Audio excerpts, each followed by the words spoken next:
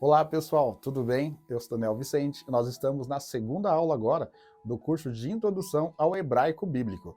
E nessa aula mais especialmente, nós estaremos adentrando um pouco da cultura e um pouquinho da história do hebraico bíblico de como chegou até nós.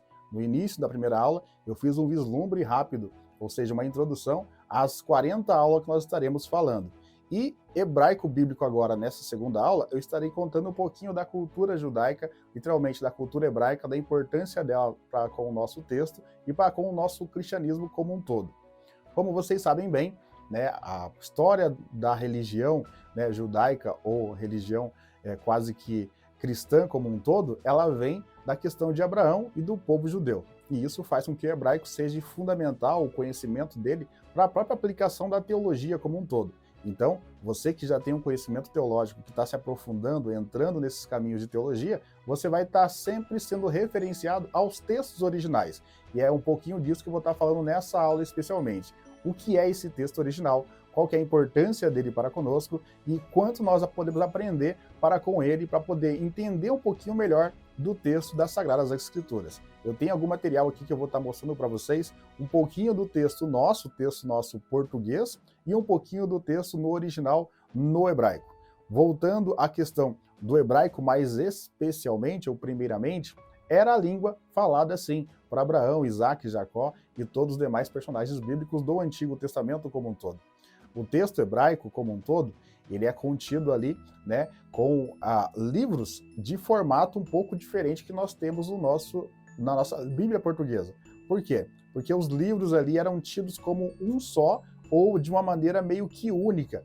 Por exemplo, quando fala de Moisés e os 5 livros do Pentateuco, nós separamos os 5 livros em 5 livros diferentes.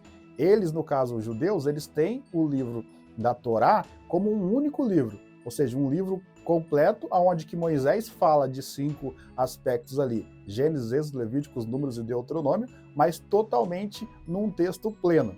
Esse texto é todo escrito em hebraico, como todo o Antigo Testamento.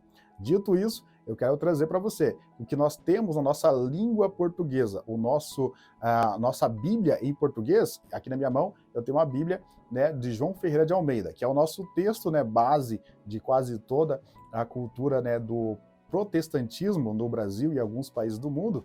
João Ferreira de Almeida teve a destreza de poder estar traduzindo os textos do original grego e hebraico e traduzindo para a língua portuguesa. Isso aconteceu em meados de 1500. Ele não chegou a acabar a sua obra e outras pessoas acabaram a tradução dela para o português. E graças a esse trabalho, nós temos a nossa Bíblia tida na língua nossa, a língua portuguesa como um todo. Mas justamente esse trabalho que ele fez veio já do hebraico, que ele fez a tradução e contemplou grande parte do meio pentecostal como primeira tradução, ou tradução mais importante, no nosso meio pentecostal. No meio católico, por exemplo, que tem a questão da Bíblia da Ave Maria, é um outro padre que acaba fazendo essa tradução. Por isso que tem as diferenças, algumas diferenças que são encontradas no texto da Bíblia católica e no texto da Bíblia protestante, é justamente por causa das pessoas que foram pessoas diferentes que fizeram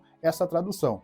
E alguém fala, né, tem um jargão italiano, fala que todo tradutor é um traidor. Por quê? O tradutor que faz a tradução do hebraico ou do grego para a língua, no caso que ele vai estar fazendo, ele coloca também a sua opinião em alguns pontos, né, de ter uma definição, uma linha teológica por derredor. Quando você estuda aprofundadamente o hebraico e você estuda aprofundadamente o grego, você acaba entendendo e compreendendo um pouquinho mais disso. Porque às vezes um aspecto ali que ele colocou de definição é a definição dele, do tradutor, e às vezes não aquela definição dentro do original. Dito isso, a gente vai olhar um pouquinho para a questão do texto, no caso aqui do hebraico, que eu vou estar trazendo para vocês uma referência, que é a referência melhor no caso do hebraico, que é a Bíblia Stuttgartensia, que é a Bíblia, no caso hebraica, mais adequada para poder fazer as traduções. Ela é referência, no caso mundial, com o texto hebraico, justamente porque ela faz a junção. E durante o curso eu vou estar mostrando para você justamente essas definições que ela coloca. Por exemplo, o texto hebraico ele é escrito, no caso, da direita para a esquerda. Então ele é escrito de forma diferente do nosso texto. Nosso texto em português é escrito da esquerda para a direita. Isso, né, não só o nosso português, mas como várias e várias línguas perante o mundo. Já o texto hebraico, que era um texto mais antigo, e tem uma história curiosa sobre isso, porque na curiosidade quanto a esse texto, é a questão de que o formato de material que eles tinham para poder registrar os textos. Você sabe que na antiguidade, tanto no povo egípcio, como também no povo judeu, o povo cananeu, os sumérios ali, os povos mais antigos da Terra, eles que começaram com a escrita. E literalmente, os egípcios tiveram a destreza de poder fazer com que as figuras fossem talhadas, né, nas pedras ali dentro das cavernas e dos vários locais que eles colocavam ali a escritura ou símbolos para poder estar sendo representado o que estava acontecendo. São chamados agiógrafos lá no Egito. Perfeito. O hebraico, que era a região ali dos Sumérios, a região antiga também, eles talharam a questão da escrita justamente na pedra. E daí alguém pegava um martelo, por exemplo, né, ou algo para poder estar pregando ali, né, uma marreta para poder estar pregando, e isso era com a mão direita. E daí pegava, né, alguma pedra, algum ferro para poder estar escrevendo com a mão esquerda. E literalmente nessa hora de fazer essa atitude de poder talhar na pedra, eles talhavam da direita para a esquerda. Por isso que o alfabeto também, é uma curiosidade, mas por isso que o alfabeto também, e toda a escrita também da língua grega, hebraica, vai ser ali da esquerda para a direita por causa dessa forma ou dessa ferramenta que eles tinham de poder estar escrevendo o seu texto. No texto hebraico aqui, no caso da Stuttgartense, ela é, pela academia, a Bíblia mais atualizada, a Bíblia melhor, que acaba colocando ou trazendo para nós, né, o texto mais aprimorado com aquilo que foi escrito na antiguidade. Esse texto, eu vou abrir para vocês aqui, né? Não sei se vocês estão vendo bem ali, mas vai ser colocado uma imagem, no caso ali também, sobre a questão do texto, que vai mostrar um pouquinho desse contexto. Então, escrito de maneira contrária, da esquerda para a direita, e é em formas quadráticas. As letras originais do hebraico são formas quadráticas. Embaixo de cada letra tem alguns pingos ali, que são as vogais, que a gente vai estar vendo na aula posterior também.